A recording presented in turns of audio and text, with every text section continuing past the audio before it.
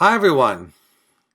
It was so exciting to have my own time with all of you talking about cataracts and cataract preventions. Remember, when you work to have a better body, you have a better body. When you work to have better eyesight, you have a better eyesight. When you don't work, the body starts to break apart. Truth of the matter is, if you work on your body, you actually are saving time. Think about all the time you have to sit at a doctor's office so the doctor will take care of an ailing body that the doctor often cannot actually really fix. So taking care of yourself is a very important thing. And everyone needs to start where they are. In my 60s, I don't find myself being exactly in the shape that I was in my 40s. I run slower, or basically have a speed walk rather than a run. I am able to drive as good as I drove 30 years ago, if not better. There are many things I can do still that I used to do before, and some things I can do a little bit less well as I've done before, as I reach the second half of my 60s years. And I'm sure that 70s is not exactly as good as 60s, and 80s is not exactly as good as 90s, and 90s is not exactly as good as 100s. But throughout life, we prepare ourselves for the next step. And that is what's so important. First of all, to accept our reality. Second of all, to improve and make our reality better. So I was so happy to explain people that by working on nearsightedness and farsightedness, they help their cataract. I'm also so happy, and I want to prepare you for tomorrow's message of the day, that we're talking about that as a way for happiness, out of depression. Look what happened these days. So much sadness around people being stuck with the problems that the coronavirus causes and that governments cause. So much problems for the average person these days. And now is the time to take the time to work on ourselves.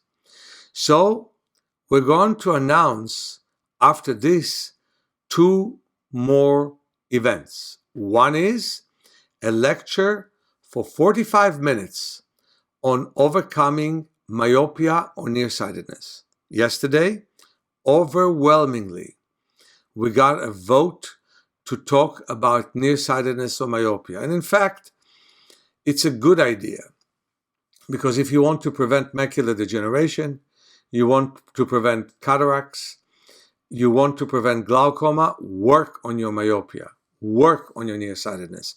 Don't allow your vision to be stale. And so we're going to talk about how to adjust to it, how to adapt to it, and how to improve it. I will definitely allow a little bit longer point of questions and answers. My request for all of you who come to the meeting is to mute yourself. Rosando is doing his best to mute you when you come in. And everybody who is in the chat room before we start already is muted.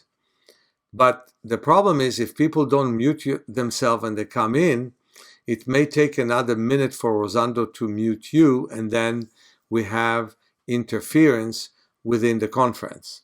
So if it is possible for you to mute yourself as you get in, what we learned is that we're going to also put a phone number for those who don't want to be in the meeting in any visual way. However, in the question and answer, let's do the opposite. When you want to be asked, when we call your name, unmute yourself as soon as you can. Rosando will pick the people that he wants me to answer, and you need to raise your hand first. So don't unmute yourself, unmute yourself before you were picked. But as soon as you're being picked, please unmute yourself as soon as possible, and then we'll talk to one person at a time, and we'll see that person. And I like to have a conversation face to face, even if it is for 30 seconds. And then by seeing your face and seeing the spark in your eyes, it will be easier for me to answer all the questions that you have. And so remember, the trick is this: you mute yourself when you enter. As soon as you are being picked by Rosando and he will name you, unmute yourself, and then we will talk to you. There was a little delay in the unmuting. We could wait sometimes few seconds until a person talked to us, so we want less delay. There will be always some, and that way the question and answer will go rather quickly, and the answers will be right to the point. So again, I just want to mention, you can decrease and sometimes overcome your myopia. And don't be discouraged if until now it didn't work. We can always work it out and make it better. And I'm looking forward for that. The second event that we're going to have is on Zoom fatigue. Kind of funny. I'm doing my sessions on Zoom, and I love doing them on Zoom, but there's great Zoom fatigue. Fatigues your shoulders, fatigues your neck, fatigues your mind. I will speak side by side with Professor Eric Pepper, who is a very known professor worldwide in the art of biofeedback. And I'm a regular guest on his program in State University. He is teaching a wonderful holistic program there. He's known to many, many thousands of people. And he just came with a book that talks exactly about that, Zoom fatigue. I think that you can learn from it a lot, how to prepare yourself to stand in front of that screen and how to rest yourself from being on that screen. And I want to regularly bring you subjects that may be interesting. It's kind of hard to bring any subject which is as interesting as cataract and myopia, because so many people have cataract and the solutions aren't always pretty.